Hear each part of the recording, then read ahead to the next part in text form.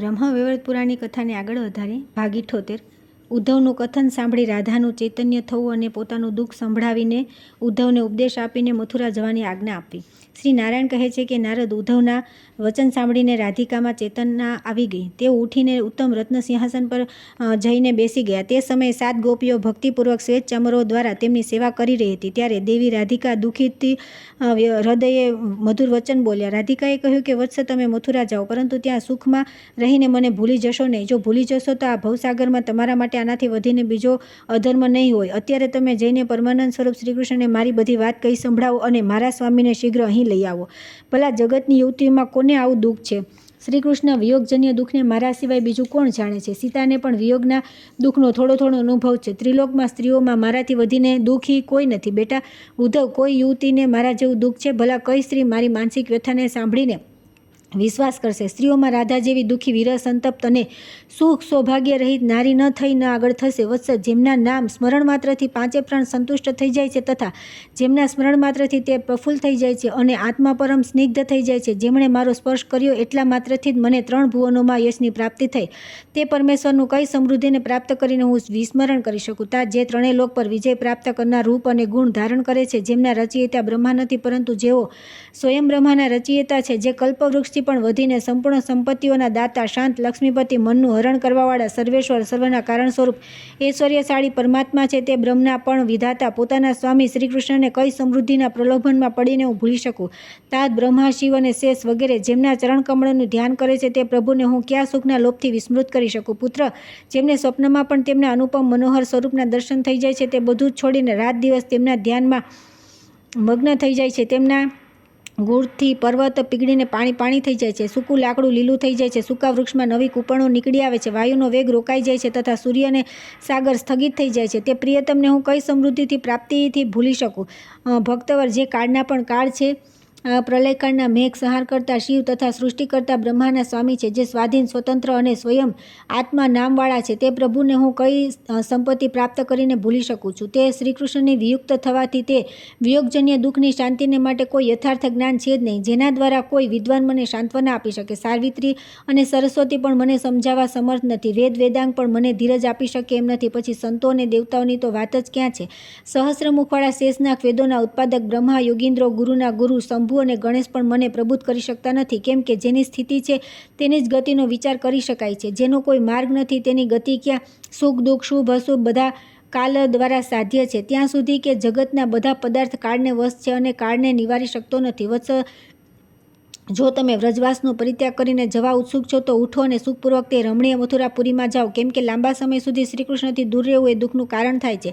તેનાથી મળતું સુખ ત્યાં જઈને તમે તેમના જન્મ, મૃત્યુ અને વૃદ્ધત્વનો નાશ કરનારા ચંદ્રમુખના દર્શન કરો. રાધિકાના આવા વચન સાંભળીને તથા કૃષ્ણના વિયોગથી વ્યાકુળ થયેલ રાધિકાને રડતા જોઈ ઉદ્ધવે પણ વિલાપ કરીને રડવા લાગ્યા. ત્યાર પછી માધવીની પ્રેરણાથી ઉદ્ધવના પૂછવાથી રાધાએ તેમને ઉપદેશ આપ્યો. વત્સ, જે 3 લોકના સ્વામી, કાળના કાળ, જગતગુરુ, નિર્ગુણ, ઈચ્છારહિત અને ઈશ્વર છે, તે પરમાત્માનું પંડિત લોકો ભજન કરે છે. બેટા, સૂર્ય બધા પ્રાણીઓની આયુને રાત દિવસ ક્ષીણ કરે છે, પરંતુ હરિના જે શુદ્ધ ભક્ત છે તે પુણ્યવાન સંતો પર તેમને વશ ચાલતો નથી. દાખલા તરીકે બ્રહ્માના 4 માનસપુત્ર ભગવત ભક્ત સનકાદિકો પર દ્રષ્ટિપાત કરો. તેમનું આયુષ્ય સદા સુસ્થિર રહે. તેઓ ઉપનયન સંસ્કાર રહિત 5 વર્ષના શિશુઓની જેમ સદા બાળરૂપ જ રહે છે અને તે જ અવસ્થાથી તેઓ 12 આદિત્યો અને 11 રુદ્રો અને જ્ઞાનીઓના ગુરુના પણ ગુરુ છે. તેમના હૃદય વિશાળ છે, મુખો પર પ્રસન્નતા છવાયેલી રહે છે, વેશ દિગંબર છે, શરીર પર શ્રીકૃષ્ણના ધ્યાનથી પવિત્ર થઈ ગયા છે. તેઓ વિષ્ણુ ભક્ત પરાયણ અને તીર્થોને પણ પાવન કરવાવાળા છે. તેમને વેદાંગ અને શાસ્ત્રોની ચિંતા રહેતી નથી. તેમનું મન પ્રફુલ્લિત રહે છે અને તેઓ રાત દિવસ લગાતાર ભક્તિપૂર્વક શ્રીહરિના નામમાં તત્પર રહે છે. તેમના નામ સનક, સનંદન, ત્રીજા સનાતન અને ચોથા સનતકુમાર છે. જે લોકો આમનું શ્રદ્ધાપૂર્વક સ્મરણ કરે છે તેમને તીર્થસ્થાનના ફળની પ્રાપ્તિ થાય છે. તેઓ કરેલા પાપોથી મુક્ત થઈ જાય છે. તેમના હૃદયમાં હરિભક્તિ પ્રગટ થઈ જાય છે અને તેઓ હરિની દાસ્તાન ભાગી જાય છે. ત્યાર પછી મૃકંડના પુત્ર માર્કંડેયને જુઓ, જે પોતાના કર્મવશ લાખો વર્ષો સુધી બ્રહ્મચેતથી પ્રકાશિત થતા રહ્યા. ત્યાર પછી શ્રીહરિની સેવાથી તેમને 7 કલ્પો સુધીનું આયુષ્ય પ્રાપ્ત થયું. પછી વોઢુ, પંચશીખ, લોમસ અને આસુરીને જુઓ. એ બધા સંપૂર્ણ કર્મોનો ત્યાગ કરીને શ્રીહરિની સેવામાં તત્પર અને સદા શ્રીહરિના ચરણનું ધ્યાન કરતા રહે છે. એમનું આયુષ્ય 100 કલ્પનું છે. પુનઃ જમદગ્નિ નંદન, ચિરંજીવ, પરશુરામ, હનુમાન, બલિ, વ્યાસ, અશ્વત્થામા, વિભીષણ, વિપ્રવર, કૃપાચાર્ય દ્રોણાચાર્ય અને વૃક્ષરાજ જાંબવન ને જુઓ. એ બધા શ્રીહરિનું ધ્યાન કરવાથી શુદ્ધ અને ચિરંજીવી છે. ઉદ્ધવ એમના ઉપરાંત સિદ્ધેન્દ્રો, નરેન્દ્રો તથા અન્ય મનુષ્યોમાં જે શ્રીહરિની ભાવના કરવાથી શુદ્ધ થઈ ગયા છે તે બધા ચિરંજીવ છે. દૈત્યોમાં શ્રીહરિનો દ્વેષ કરનાર દુરાચારી હિરણ્યકશિપુના પુત્ર પ્રહલાદને જુઓ. તેઓ શ્રીહરિના ધ્યાનમાં તલ્લીન રહે છે, જેના કારણે ચિરંજીવ અને કાલજીત થઈ ગયા છે. અનેક જન્મોની તપસ્યાના ફળ સ્વરૂપ ભારતમાં જન્મ લઈને જે લોકો તે શ્રીહરિની સેવા કરતા નથી તે મૂર્ખ અને પાપી છે. જે મનુષ્ય વસુદેવનો પરિત્યાગ કરી વિષયોમાં લવલીન રહે છે તે મહામૂર્ખ છે અને સ્વેચ્છાનુસાર અમૃતનો ત્યાગ કરીને વિષ પાન કરે છે. આ સંસારમાં કોની સ્ત્રી, કોનો પુત્ર અને કોના ભાઈબંધુ અર્થાત કોઈ કોઈનું નથી, કેમ કે વિપત્તિ કાળમાં શ્રીકૃષ્ણ સિવાય કોઈ કોઈનો બંધુ સહાયક થતો નથી. તેથી સંતો રાત દિવસ નિરંતર શ્રીકૃષ્ણનું જ ભજન કરે છે, કેમ કે શ્રીકૃષ્ણ જન્મ, મૃત્યુ, વૃદ્ધત્વ અને રોગના વિનાશક સર્વ દુઃખહારી પરમેશ્વર છે. તે આનંદને પણ આનંદિત કરનારા પરિપૂર્ણતમ પરમાત્મા શ્રીકૃષ્ણનું ભજન કાળથી પણ વિજય મેળવવાનો ઉપાય છે. એ પછી રાધાજીએ મનુષ્ય, પિત્તર, દેવતા, નાગ, રાક્ષસ અને અન્ય લોકો તથા યુગો વગેરેની કાલગતિનું વર્ણન કરીને ફરી કહ્યું, વત્સ, હવે તમે શ્રીહરિના નગરમાં જાઓ. ત્યાર પછી આવે છે રાધાએ ઉદ્ધવને વિદાય કરવા. વિદાય સામે ઉદ્ધવ દ્વારા રાધા મહત્વ વર્ણન તથા ઉદ્ધવના યશોદાની પાસે ચાલ્યા ગયા પછી રાધાનું મૂર્છિત થવું.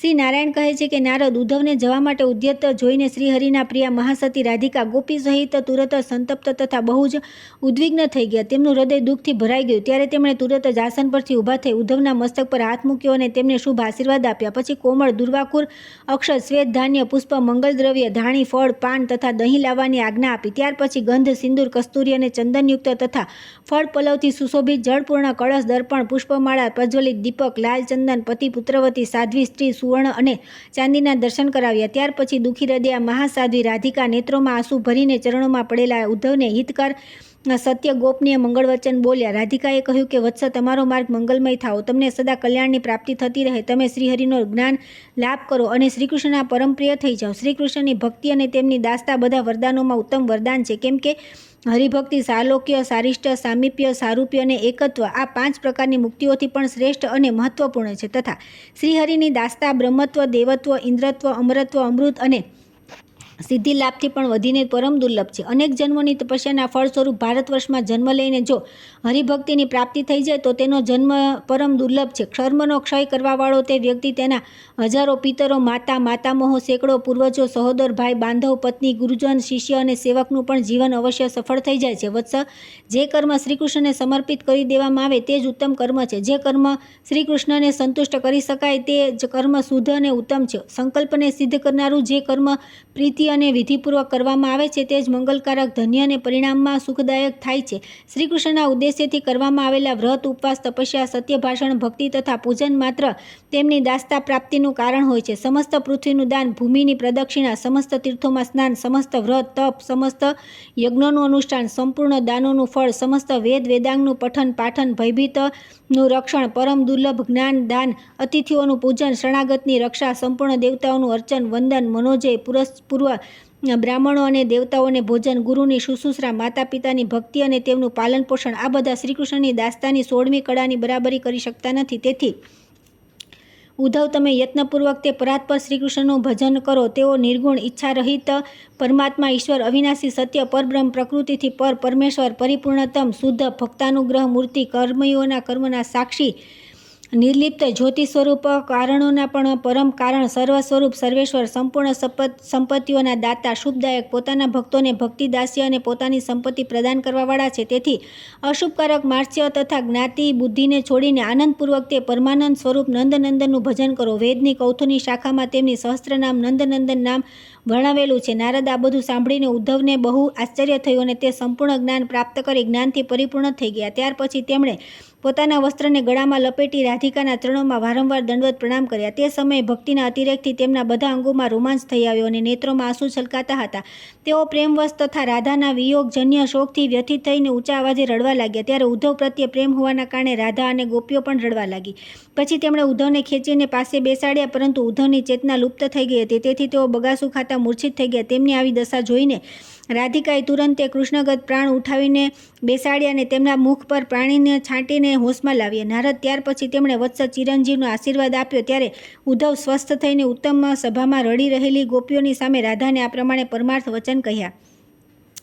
ઉદ્ધવે કહ્યું કે પરમ દુર્લભ જંબુદ્વીપ બધા દ્વીપોમાં પ્રશંસનીય છે અને ધન્ય છે, કેમ કે તેમાં શ્રેષ્ઠ ભારતભૂમિ છે, જેની બધા લોકો કામના કરે છે. અહો, ભારતવર્ષમાં વૃંદાવન નામક પુણ્યવન છે, જે શ્રી રાધાના ચરણ કમળોની રજના સ્પર્શથી પાવન છે અને જેના માટે દેવતાઓ પણ લાલાયિત રહે છે. તીર્થ પાવની રાધાના ચરણ કમળની રજથી પાવન થયેલી ત્યાંની ભૂમિ ત્રણેય લોકમાં ધન્ય અને માન્ય, શ્રેષ્ઠ અને પૂજનીય માનવામાં આવે છે. પૂર્વકાળમાં બ્રહ્માએ ગોલોકમાં રાધિકા અને કૃષ્ણના દર્શનની લાલસાથી પુષ્કર ક્ષેત્રમાં વેદોક્ત વિધિ અનુસાર ભક્તિપૂર્વક 60,000 દિવ્ય વર્ષો સુધી તપ કર્યું, પરંતુ તે સમયે સ્વપ્નમાં પણ તેમને ગોલોકમાં રાધિકાના અને શ્રીકૃષ્ણના દર્શન ન થયા. ત્યાર પછી તેમને આકાશવાણી સંભળાઈ, જે આ પ્રમાણે હતી: બ્રહ્મન વરાહકલ્પમાં ભારતવર્ષમાં પુણ્ય વૃંદાવનની મધ્યમાં જ્યારે પરમ રમણીય રાસોત્સવ થશે, ત્યારે ત્યાં રાસમંડળમાં દેવતાઓની વચ્ચે બેઠેલા તમને રાધિકા અને શ્રીકૃષ્ણના દર્શન થશે, એમાં સંદેહ નથી. તે આકાશવાણીને સાંભળીને બ્રહ્મા તપસ્યાથી વિરત થઈ પોતાના સ્થાન પર પાછા ગયા. યથાસમયે તેમને શ્રીકૃષ્ણના દર્શન પ્રાપ્ત થયા, જેનાથી તેમનું હૃદય પ્રસન્ન અને ચિરકાળ માટે મનોરથ પૂર્ણ થઈ ગયું. તેથી આ ગોપો અને ગોપિકાઓનો જન્મ અને જીવન સફળ થઈ ગયું, કેમ કે નિત્ય રાધાના ચરણ કમળની જે બ્રહ્મા વગેરે દેવતાઓ માટે દુર્લભ છે તે જોતા રહે છે. યોગીન્દ્ર, મુનિન્દ્ર, સિદ્ધેન્દ્ર તથા વૈષ્ણવ સંત સતી રાધિકાની જે માનીની પુણ્યમય તીર્થોને પાવન કરનારી સ્વતઃ શુદ્ધ અને અત્યંત દુર્લભ છે, નિત્ય નિરંતર સેવા કરે છે, જેથી તેમને રાધાના તે ચરણ કમળ સુલભ થઈ જાય છે, જેને પ્રાપ્ત કરવા બ્રહ્માદિ દેવતાઓ માટે પણ અત્યંત કઠણ છે. સર્વેશ્વર પરમાત્મા શ્રીકૃષ્ણે જેમના ચરણ કમળોના નખોને મહાવરથી સુશોભિત કર્યા હતા, ગોલોકમાં સ્થિત શતશૃંગ પર્વત પર રાસમંડળમાં સ્વયં શ્રીકૃષ્ણે દુર્લભ સ્તોત્રરાજ દ્વારા જેમની પૂજા કરી હતી તથા જેમના ચરણ કમળોમાં કોમળ દુર્વાકુર અક્ષત ગંધ અને ચંદન નિવેદિત કરીને પારિજાત પુષ્પની પુષ્પાંજલિ સમર્પિત કરી હતી, જે 36 સખીઓના સ્વામિની અને 33,000 કરોડ ગોપીઓના અધીશ્વરી છે, જેમનું નામ રાધિકા છે, જે કૃષ્ણ પ્રાણપ્રિય અને દેવતાઓના પણ પૂજનીય છે. તે સર્વશ્રેષ્ઠ રાધિકાનો જે પાપી દ્વેષ કરે છે તેને 100 બ્રહ્મત્યાનું પાપ લાગે છે, એમાં સહેજ પણ શંકા નથી. તે પાપના ફળ સ્વરૂપ તે ઉકળતા તેલ, ભયંકર અંધકાર, કીડા અને પીડા યંત્રોથી યુક્ત કુંભીપાક અને રૌરવ નરકમાં પોતાની 7 પેઢીઓ સાથે 14 ઇન્દ્રોના આયુ પર્યંત યાતના ભોગવે છે. ત્યાર પછી ક્રમશઃ તે એક જન્મમાં તે પાપના કારણે 1000 દિવ્ય વર્ષો સુધી વિષ્ટાનો કીડો થઈને ઉત્પન્ન થાય છે. ત્યાર પછી તેટલા જ વર્ષો સુધી કુલટાઓની યોનિનું રક્ત અને મળભોજી યોનિકીટ થાય છે. આમ કહીને જ્યારે ઉદ્ધવ રડવા લાગ્યા અને જવા માટે ઉદ્ધત થયા, ત્યારે શ્રીકૃષ્ણના વિયોગથી વ્યાકુળ થયેલા રાધિકાએ તેમને રડતા રડતા આ પ્રમાણે કહ્યું. શ્રી રાધિકાએ કહ્યું કે વત્સ, હવે તમે મથુરાપુરીમાં જાઓ અને આ બધું માધવને કહો. બેટા, હું જે રીતે ગોવિંદના શીઘ્ર દર્શન કરી શકું એવો તમારે પ્રયત્ન કરવો જોઈએ. સારું, હવે જાઓ. મારો જન્મ તો દુરાશામાં નિષ્ફળ જ પસાર થઈ ગયો, કેમ કે આશા જ પરમ દુઃખ છે અને નિરાશા પરમ સુખ છે. ત્યાર પછી ગોવિંદનું ધ્યાન કરીને રાધિકા જીવનમુક્ત થઈ ગયા. ત્યાર પછી રાધિકા મોટે મોટેથી રડવા લાગ્યા, ત્યારે રડી રહેલા રાધાને પ્રણામ કરી ઉદ્ધવ યશોદાજીના ભવન તરફ ચાલ્યા ગયા. નારદ ઉદ્ધવના ગયા પછી રાધા મૂર્છિત થઈ ગયા, તેમની ચેતના લુપ્ત થઈ ગઈ અને તેઓ નિરંતર ધ્યાનમાં તત્પર થઈ ગયા. મુને, ત્યારે શ્રેષ્ઠ ગોપીઓએ કમળ જેવા નેત્રોમાં આંસુ ભરીને રાધિકાને ભીની જમીન પર પાણીવાળા કમળપત્રોની શૈયા પર શયન કરાવ્યું, પરંતુ રાધાના શરીરના સ્પર્શ માત્રથી તે શૈયા ભસ્મ થઈ ગઈ. ત્યારે સખીઓએ વિરહ તાપથી સંતપ્ત થયેલી રાધાને પુનઃ એક એવા કોમળ સ્થાન પર સુવડાવ્યા, જેના પર મુલાયમ ચાદર બિછાવેલી હતી અને ચંદન મિશ્રિત જળનો છંટકાવ કરવામાં આવ્યો હતો, પરંતુ તે સુગંધિત ચંદનવાળું જળ પણ તુરત સુકાઈ ગયું. તે સમયે ઉદ્ધવના વિના રાધાએ એક નિમેષ 100 યુગ જેવો દીર્ઘ લાગવા માંડ્યો. તેઓ કહેવા લાગ્યા કે હા ઉદ્ધવ, તમે જલ્દી જઈને શ્રીહરિને મારી દશા બતલાવો અને જે મારા પ્રાણેશ્વર છે તે શ્રીહરિને શીઘ્ર અહીં લાવો. ત્યારે સંતાપના કારણે જેમની ચેતના નષ્ટ થઈ ગઈ હતી, તે રાધાને આવા દીન વચન કહેતા જોઈને બધી ગોપીઓ તેમની પોતાની છાતીએ લગાવીને રુદન કરવા લાગી. પછી રાધાને હોશમાં લાવી તેમને ધીરજ આપવા લાગી. ત્યાર પછી આવે છે શ્રીકૃષ્ણ દ્વારા ગોકુળનું વૃત્તાંત પૂછવાથી ઉદ્ધવે તે કહેતા રહીને રાધાની દશાનું વિશેષ રૂપે વર્ણન કરવું. શ્રી નારાયણ કહે છે કે નારદ, ત્યાર પછી ઉદ્ધવ યશોદાજીને પ્રણામ કરી ઉતાવળથી હર્ષપૂર્વક ખજૂર વનને ડાબી બાજુ રાખી યમુના તટ પર ગયા. ત્યાં જ સ્નાન ભોજન કરી તેઓ મથુરા તરફ જવા લાગ્યા. ત્યાં પહોંચીને એકાંતમાં વડની છાયામાં બેઠેલા ગોવિંદને જોયા. તે સમયે ઉદ્ધવ શોકમગ્ન હોવાના કારણે દુઃખી થઈને રડી રહ્યા હતા. તેમના નેત્રોમાંથી આંસુ ટપકી રહ્યા હતા. ઉદ્ધવને આવેલા જોઈને શ્રીકૃષ્ણનું મન પ્રફુલ્લિત થઈ ગયું. પછી તેઓ ઉદ્ધવને મુસ્કુરાતા રહીને બોલ્યા. શ્રી ભગવાને પૂછ્યું કે ઉદ્ધવ, આવો, કુશળ તો છો ને? રાધાજી જીવે છે ને? વિરહતાપથી સંતપ્ત થયેલી કલ્યાણમયી ગોપિકાઓનું જીવન ચાલી રહ્યું છે ને? ગ્વાલ બાળો અને ગોવત્સોનું મંગળ છે ને? પુત્ર વિરહથી દુઃખી થયેલા મારા માતા યશોદાના શા હાલ છે? બંધો, એ બધું સાચે સાચું કહો કે તમને જોઈને મારી માતાએ શું કહ્યું? તમે તેમનો શો ઉત્તર આપ્યો તથા તેમને મારા માટે શું કહ્યું? શું તમે યમુના તટ વૃંદાવન નામક પુણ્યવન, જનશૂન્ય અને શીતળ મંદ સુગંધ પવનથી વ્યાપ્ત પરમ રમણીય રાસમંડળ, કુંજ કુટીરીઓ, મધ્યમાં આવેલું ક્રીડા સરોવર અને જેમના પર ભ્રમરો ગુંજી રહ્યા હતા તે ખીલેલા પુષ્પોથી પરિપૂર્ણ પુષ્પવટિકા જોઈ? શું ભાંડીરવનમાં અત્યંત સઘન છાયા ધરાવતું તથા બાળકોથી સંયુક્ત વટવૃક્ષ તમે જોયું? શું ગાયોના ગોષ્ઠ, ગોકુળ અને ગો સમુદાય જોવા મળ્યા? જો રાધા જીવિત છે તો તમને જોયા પછી મારા માટે શું સંદેશો મોકલ્યો છે? બંધો, તે બધા સમાચાર મને કહો, કેમ કે મારું મન સ્થિર નથી. બધી ગોપીઓએ શું કહ્યું? ગ્વાલ બાળકોએ શું કહ્યું? મારા પિતા જેટલી અવસ્થાવાળા વૃદ્ધ ગોપોએ શું સંદેશો આપ્યો છે? તાત બળદેવના માતા સતી રોહિણીએ શું કહ્યું છે? તથા બીજી પ્રિય બંધુ પત્નીઓએ કઈ વાત કહી છે? તમે ત્યાં શું જમ્યા? માતા જશોદા અને રાધાએ કઈ વસ્તુ ઉપહારમાં આપી છે? તેમણે કેવા ઢંગથી વાતચીત કરી અને તેમના વચન કેવા મધુર હતા? ઉદ્ધવ, ગોપીઓ, શિશુઓ, રાધા અને મારી માતા મારા પ્રત્યે કેવો પ્રેમ છે? શું મારી માતા મને યાદ કરે છે? શું રોહિણી મને યાદ કરે છે? શું મારા પ્રેમ વિરહથી વ્યાકુળ થયેલ રાધાને મારું સ્મરણ રહે છે? ગોપીઓ, ગોપો અને ગ્વાલ બાળકોને મારી યાદ આવે છે? શું મારા ન રહેવા છતાં ગ્વાલ બાળ ભાંડીરવનમાં વૃક્ષની નીચે ક્રીડા કરે છે, જ્યાં બ્રાહ્મણ પત્નીઓ દ્વારા આપવામાં આવેલા અમૃતતુલ્ય ભોજનનો મેં તો સ્ત્રીઓ અને બાળકો સાથે આસ્વાદ લીધો હતો. તે અભિષ્ટ સ્થાનને તમે જોયું? ઇન્દ્રિયાગત સ્થળ, શ્રેષ્ઠ ગોવર્ધન તથા જ્યાં બ્રહ્માએ ગ્વાલબાળ અને વાછરડાઓનું અપહરણ કર્યું હતું તે ઉત્તમ સ્થાન તમે જોયું છે? શ્રીકૃષ્ણના આ પ્રશ્ન સાંભળી ઉદ્ધવ સનાતન ભગવાન શ્રીકૃષ્ણને શોકયુક્ત તથા મધુર વાણીમાં બોલ્યા. ઉદ્ધવે કહ્યું કે નાથ, તમે જેનું નામ લીધું છે તે બધા સ્થાન મેં જોઈ લીધા અને મારા જીવન અને જન્મને સફળ બનાવી લીધું. મેં તો પુણ્યમય વૃંદાવનને પણ જોઈ લીધું, જે ભારત ભૂમિનું સારૂપ છે. વ્રજભૂમિમાં તે વૃંદાવનનું સારૂપ પરમ રમણીય રાસમંડળ છે. તેની સારભૂતા ગોલોકવાસીની શ્રેષ્ઠ ગોપીઓ છે, જેમની સારભૂતા જે પરાત્પર રાસેશ્વરી રાધા છે તેમના પણ મેં દર્શન કર્યા છે. તેઓ કદલીવનની મધ્યે એકાંતમાં ચંદનયુક્ત તથા જળયુક્ત ભૂમિ પર બિછાવેલા કમળદળની શૈયા પર અત્યંત ખિન્ન થઈને પડ્યા હતા. તેમણે આભૂષણો ઉતારી નાખ્યા છે. તેમનું શરીર શ્વેત વસ્ત્રથી આચ્છાદિત છે. તેઓ અત્યંત મલિન અને દુર્બળ થઈ ગયા છે. આહાર છોડી દેવાના કારણે તેમનું ઉદર ચોંટી ગયું છે. તેઓ ક્ષણે ક્ષણે શ્વાસ લે છે. ત્યાં સખીઓ શ્વેત ચામરથી નિરંતર તેમની સેવા કરી રહી છે. અરે, આ પ્રમાણે વિરહ તાપથી પીડિત રાધા શું ક્ષણભર જીવિત રહી શકે છે? અરે, તેમને તો એટલું પણ ભાન નથી કે આ જળ છે કે સ્થળ, આ દિવસ છે કે રાત, કોણ મનુષ્ય અને કોણ પશુ, કોણ પોતાનું અને કોણ પારકું. તેઓ બાહ્ય શૂન્ય થઈને તમારા ચરણોમાં ધ્યાનમગ્ન છે. તેઓ ત્રિલોકમાં પોતાના પરથી પ્રકાશિત થઈ રહ્યા છે. તેમનું મૃત્યુ પણ કીર્તિપ્રદ છે. જગન્નાથ, આજ્ઞાની ચોર ડાકુ પણ આ રીતે સ્ત્રી હત્યા કરવા ઈચ્છતા નથી. તેથી તમે તુરત જ અભિષ્ટ કદલીવનમાં જાઓ, કેમ કે રાધાથી ચડિયાતો ન કોઈ ભક્ત થયો અને ન થશે. તેઓ બધી રીતે પીડિત થઈને અનાથ થઈ ગયા છે. વસંત ઋતુ, કિરણધારી ચંદ્રમા અને સુગંધિત વાયુ તેમના માટે દાહકારક થઈ ગયા છે. તપાવેલા સુવર્ણ સમાન તેમની તેજસ્વી કાંતિ અત્યારે કાજળ જેવી શ્યામ થઈ ગઈ છે અને તેમના કેસ સુવર્ણ જેવા ભૂરા થઈ ગયા છે. તેમણે ઉત્તમ વસ્ત્ર અને શૃંગારનો ત્યાગ કરી દીધો છે. શ્રીકૃષ્ણ સ્વયં ભગવાન બ્રહ્મા, જે દેવતાઓમાં સર્વશ્રેષ્ઠ છે, તમારા ભક્ત છે. યોગીન્દ્રોના ગુરુના ગુરુ ભગવાન શંકર તમારા ભક્ત છે.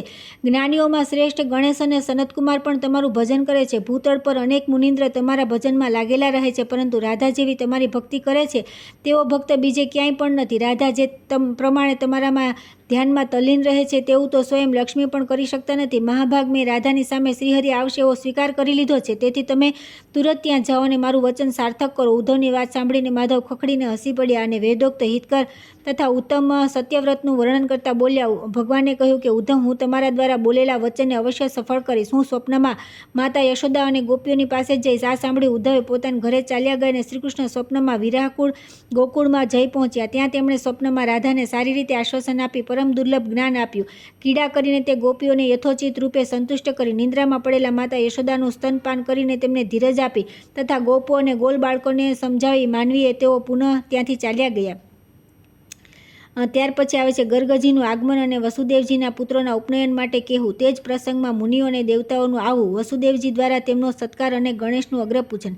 શ્રી નારાયણે કહ્યું કે નારદ, એ જ સમયે તપસ્વી ગર્ગજી, જે સદા સંયમમાં તત્પર રહેવાવાળા અને યદુવંશીઓના કુલ પુરોહિત હતા, વસુદેવજીના આશ્રમ પર પધાર્યા. તેમના માથા પર જટા હતી તથા હાથમાં દંડ અને છત્ર હતા. તેમણે યજ્ઞોપવિત ધારણ કરેલું હતું. તેમના દાંત અને વસ્ત્ર શ્વેત હતા. તેઓ બ્રહ્મ તેજથી પ્રકાશિત થઈ રહ્યા હતા. તેમને આવેલા જોઈને વસુદેવ અને દેવકીએ એકદમ ઊભા થઈને ભક્તિપૂર્વક પ્રણામ કર્યા અને બેસવા માટે રત્ન સિંહાસન આપ્યું. પછી મધુપર્ક, કામધેનુ અને અગ્નિશુદ્ધા વસ્ત્ર પ્રદાન કરી ચંદન અને પુષ્પમાળા દ્વારા તેમની ભક્તિભાવ સાથે પૂજા કરી. ત્યાર પછી યત્નપૂર્વક તેમને મિષ્ટાન, ઉત્તમ ભોજન અને મધુર પિષ્ટકનું ભોજન કરાવ્યું અને સુવાસિત પાનનું બીડું આપ્યું. ત્યાર પછી ગર્ગજી બળદેવ સહિત શ્રીકૃષ્ણને જોઈને તેમને મનમાં જ પ્રણામ કર્યા અને દેવકી અને વસુદેવજીને કહ્યું. ગર્ગજી બોલ્યા, વસુદેવ સહેજ બળરામ સહિત પોતાના સુધાચાર્ય અને શ્રેષ્ઠ પુત્ર શ્રીકૃષ્ણ તરફ તો જુઓ. હવે તેમની અવસ્થા ઉપનયન સંસ્કારને યોગ્ય થઈ ગઈ છે, તેથી મારી આ વાત પર ધ્યાન આપો. વસુદેવજીએ કહ્યું કે ગુરુ, તમે યદુવંશીઓના પૂજ્ય દેવ છો, તેથી ઉપનયનને યોગ્ય એવું શુદ્ધ અને શુભ મુહૂર્ત નિયત કરો, જે સત્પુરુષોના માટે પણ પ્રશંસનીય હોય. ગર્ગજી બોલ્યા કે વસુતુલ્ય વસુદેવ, પરમ દિવસે તે શુભ મુહૂર્ત છે. તે દિવસે ચંદ્રમાને તારા અનુકૂળ છે. તે દિવસે સત્પુરુષોને પણ માન્ય છે. તેથી તે મુહૂર્તમાં તમે ઉપનયન સંસ્કાર કરાવી શકો છો. તેના માટે યત્નપૂર્વક સઘળી સામગ્રી એકત્રિત કરો અને સઘળા ભાઈ બંધુઓને નિમંત્રણ પત્ર મોકલી દો. ગર્ગજીના વચન સાંભળીને વસુદેવજીએ બધા જાતિ બંધુઓની પાસે મંગલ પત્રિકા મોકલી દીધી. પછી દૂધ, દહીં, ઘી, મધ અને ગોળની નાની નાની મનોહર નદીઓ તૈયાર કરાવી અને નાના પ્રકારના ઉપહારો તથા મણિ, રત્ન, સુવર્ણ, મુક્તા, માણિક્ય, હીરા, અનેક પ્રકારના આભૂષણ અને વસ્ત્રોના ઢેર લગાવી દીધા. આ બાજુ ભક્તવત્સલ શ્રીકૃષ્ણે પણ ભક્તિપૂર્વક દેવતાઓ, મુનિન્દ્રો, શ્રેષ્ઠ સિદ્ધો અને ભક્તોનું મનમાં સ્મરણ કર્યું. ત્યાર પછી તે શુભ દિવસ પ્રાપ્ત થતાં તે બધા ઉપસ્થિત થયા. મુનિ શ્રેષ્ઠ, બાંધવ, અનેક રાજાઓ, દેવકન્યાઓ, નાગકન્યાઓ, રાજકુમારીઓ, વિદ્યાધરીઓ અને વાજિંદ્ર વગાડનાર ગંધર્વ પણ આવ્યા. બ્રાહ્મણ, ભિક્ષુક, ભટ્ટ, યતિ, બ્રહ્મચારી, સંન્યાસી, અવધૂત અને યોગી લોકો પણ પધાર્યા. એ શુભ કર્મમાં સ્ત્રીઓના ભાઈ બંધુ, પોતાના બંધુઓનો સમુદાય, નાના તથા તેમના બંધુઓનું કુટુંબ એ બધા સામેલ થયા. પછી ભીષ્મ, દ્રોણ, કર્ણ, અશ્વસ્થામા, કૃપાચાર્ય, પત્ની અને પુત્રો સહિત ધૃતરાષ્ટ્ર, હર્ષ અને શોકગ્રસ્ત પુત્રો સહિત વિધવા કુંતી તથા વિભિન્ન દેશોના રાજા અને રાજકુમાર પણ આવ્યા. નારદ, અત્રિ, વસિષ્ઠ, ચ્યવન, મહાતપસ્વી ભરદ્વાજ, યાજ્ઞવલ્ક્ય, ભીમ, ગાર્ગ્ય, મહાતપસ્વી ગર્ગ, વત્સ પુત્ર સહિત ધર્મ, જેગીશવ્ય, પરાશર, પુલત્સ્ય, અગસ્ત્ય, સૌભ્રી, સનક, સનંદન, સનાતન તથા ભગવાન સનતકુમાર, વોઢુ, પંચશીક, દુર્વાસા, અંગિરા, વ્યાસનંદન, શુકદેવ, કૌશિક, પરશુરામ, ઋષ્યશૃંગ, વિભાંડક, શૃંગી, વામદેવ, ગૌતમ, ક્રતુ, યતિ, અરુણી, શુક્રાચાર્ય, બૃહસ્પતિ, અષ્ટાવક્ર, વામન, પરિભદ્ર, વાલ્મીકી, પેલ, વૈશંપાયન, પ્રચેતા, પુરુજીત, ભૃગુ, મારીચી, મધુજીત, પ્રજાપતિ, કશ્યપ, દેવમાતા અદિતિ, દૈત્યમાતા દિતિ, સુમંતુ, સુભાનુ, એક, કાત્યાયન, માર્કંડેય, લોમશ, કપિલ, પરાશર, પણિની, પારયાત્ર, મુનિવર, પારિજાત, સંવર્ત, ઉત્તથ્ય, નર, હું નારાયણ, વિશ્વામિત્ર, સતાનંદ, જાબાલી, તૈતર, યોગીઓ અને જ્ઞાનીઓના ગુરુ બ્રહ્મ, શંભૂત, સાંદીપની, ઉપમન્યુ, ગૌરમુખ, મૈત્રેય, સૂતશ્રવા, કઠ, કચ, કરથ આ બધી મુનિ શિષ્યો સહિત વાસુદેવજીના આશ્રમ પર પધાર્યા. તેમને આવ્યા જોઈને વસુદેવજીને સાષ્ટાંગ પ્રણામ કરીને બધાની ચરણ વંદના કરી. એ જ સમયે પોતાના વાહન હંસ પર બેસીને પ્રસન્ન મુખવાળા બ્રહ્મા રત્ન નિર્મિત વિમાન પર આરૂઢ થઈને પાર્વતી સહિત શંકર સ્વયં, નંદી, મહાકાલ, વીરભદ્ર, સુભદ્રક, મણિભદ્ર, પારિભદ્ર, કાર્તિકેય, ગણેશ્વર, ગજરાજ, ઐરાવત પર બેઠેલા મહેન્દ્ર, ધર્મ, ચંદ્રમા, સૂર્ય, કુબેર, વરુણ, પવન, અગ્નિ, સંયમની પુરીના સ્વામી, યમ, જયંત, નલકુબર, બધા ગ્રહો, 8 વસુ ગણો સહિત 11 રુદ્ર, 12 આદિત્ય, શેષનાગ તથા અનેકાનેક દેવતાઓ પણ આવ્યા. વસુદેવજીએ ભક્તિપૂર્વક જમીન પર માથું મૂકી તે બધાને વંદન કર્યા અને ભક્તિવશ મસ્તક ઝુકાવી પરમ ભક્તિ સાથે તે ઋષિઓ, દેવેન્દ્રો તથા દેવતાઓનું સ્તવન આરંભ કર્યું. તે સમયે તેમનું શરીર પુલકિત થઈ ગયું હતું. વાસુદેવ બોલ્યા કે જે પરબ્રહ્મ, પરમધામ, પરમેશ્વર, પરાત્પર, ત્રણેય લોકના પ્રતિપાલક, વેદોના ઉત્પાદક, સૃષ્ટિકર્તા, સૃષ્ટિના કારણ અને સનાતન દેવ છે તે સ્વયં બ્રહ્મા, જે દેવતાઓ મુનિન્દ્રો અને સુરેન્દ્રોના ગુરુના ગુરુ છે, સ્વપ્નમાં પણ જેમના ચરણકમળનું ક્ષણ માટે પણ દર્શન મળવા દુર્લભ છે, તેમના સ્મરણ માત્રથી બધા અનિષ્ટો દૂર ભાગી જાય છે, તે ભગવાન શિવ, જેમના સ્મરણ માત્રથી મનુષ્ય સંપૂર્ણ સંકટોથી પાર થઈને કલ્યાણનો ભાગી થઈ જાય છે. સર્વપ્રથમ તેમની પૂજા થાય છે, જે દેવતાઓના અગ્રણી અને શ્રેષ્ઠ છે. કળશો પર ભક્તિપૂર્વક મંત્રો દ્વારા જેમનું આહ્વાન કરવાથી મંગલ થાય છે, જે વિઘ્નોના વિનાશક છે, તે સ્વયં સાક્ષાત ભગવાન ગણેશ, દેવતાઓના પૂજ્ય ભગવાન કાર્તિકેય આ બધા મારે ઘરે આવ્યા છે. દેવતાઓના પૂજનીય સર્વશ્રેષ્ઠા મહાલક્ષ્મી પણ અહીં પધાર્યા છે, જે ત્રિલોકના આદિરૂપિણી સર્વશક્તિ સ્વરૂપા મૂળ પ્રકૃતિ ઈશ્વરી પરાત્પરોમાં પણ પરમ શ્રેષ્ઠ અને પરબ્રહ્મ સ્વરૂપિણી છે. શરદકાળમાં ભક્તિપૂર્વક જેમના ચરણોની આરાધના કરીને મનુષ્ય પોતાનો અભિષ્ટ કરી લે છે, જે પરમાદ્યા કૃપામય અને કૃપાવશ થઈને ભારત ભૂમિ પર આવિર્ભૂત થયા છે. તે ભક્તવત્સલા માતા પાર્વતીનું સંપૂર્ણ દેવતાઓને ગણોની સાથે મારા મંદિરમાં આગમન થયું છે. દુર્ગે, કેમ કે તમે મારા ઘરે પધાર્યો છો તેથી હું ધન્ય છું અને કૃતાર્થ થઈ ગયું છું. મારું જીવન સફળ થઈ ગયું.